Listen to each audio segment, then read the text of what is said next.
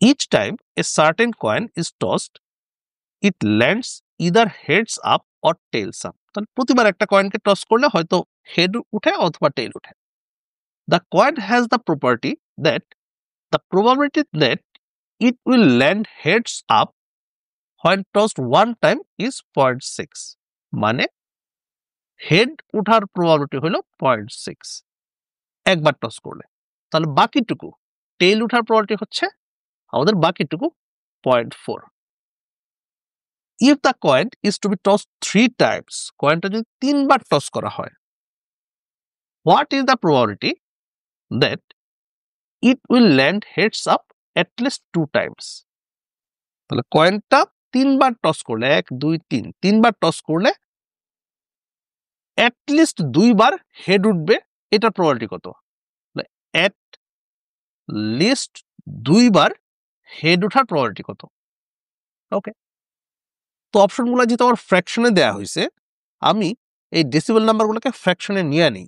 তো 0.6 মানে 5 ভাগের 3 ভাগ, 0.4 মানে 5 ভাগের 2 ভাগ।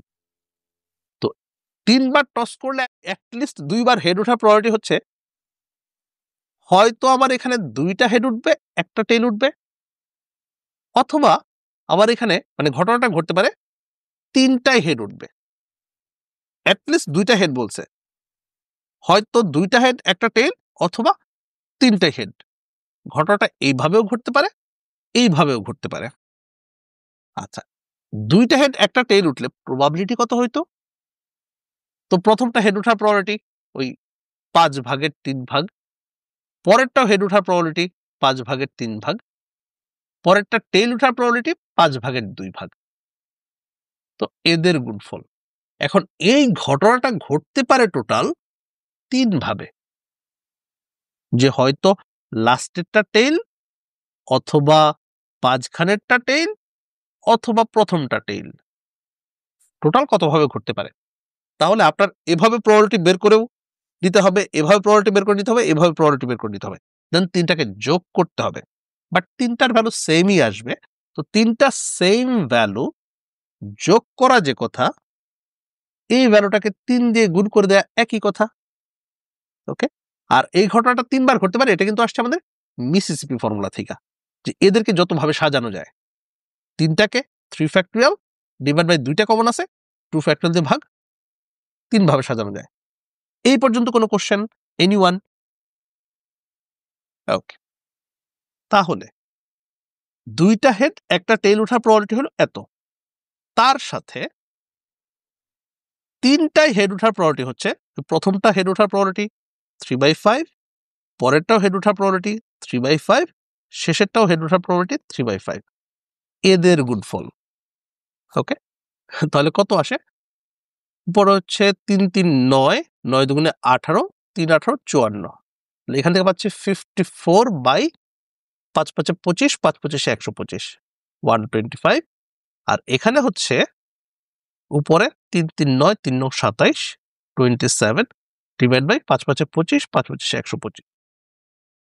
তাহলে ঘটনাটা যেহেতু আবার এইভাবেও ঘটতে পারে অথবা এইভাবেও ঘটতে পারে, অর যেহেতু, তাহলে এদের যোগফল।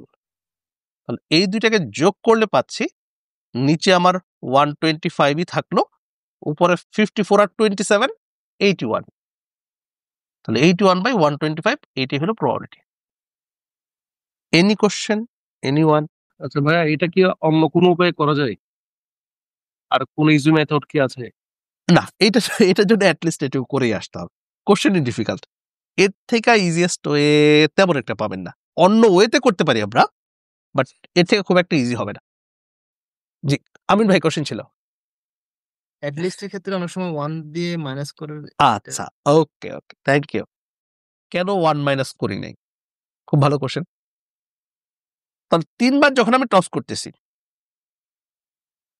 মনে করেন 3 বার আমি যখন টস করলাম, ঘটনাগুলো কি কি ঘটতে পারে?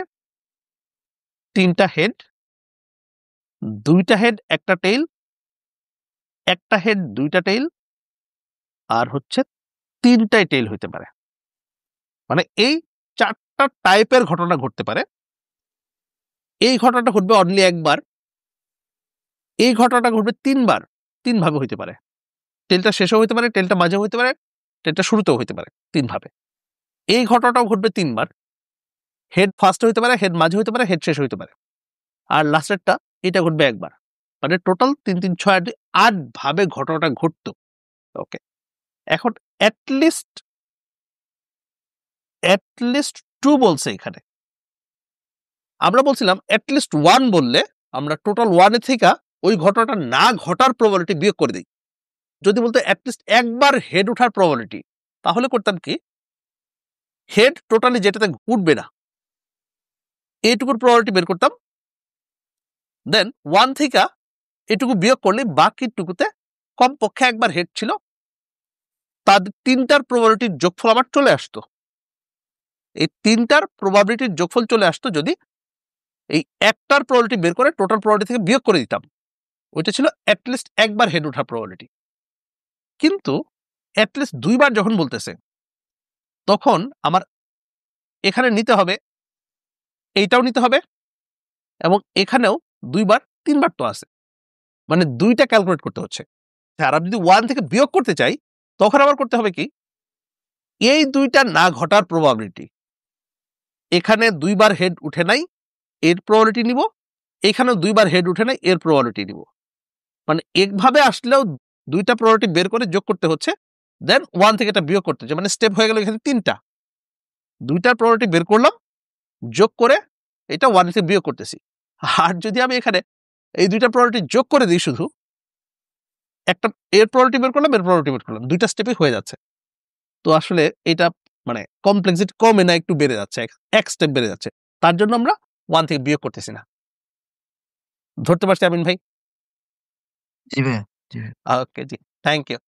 Any confusion, anyone? ঠিক আছে, থ্যাংক ইউ।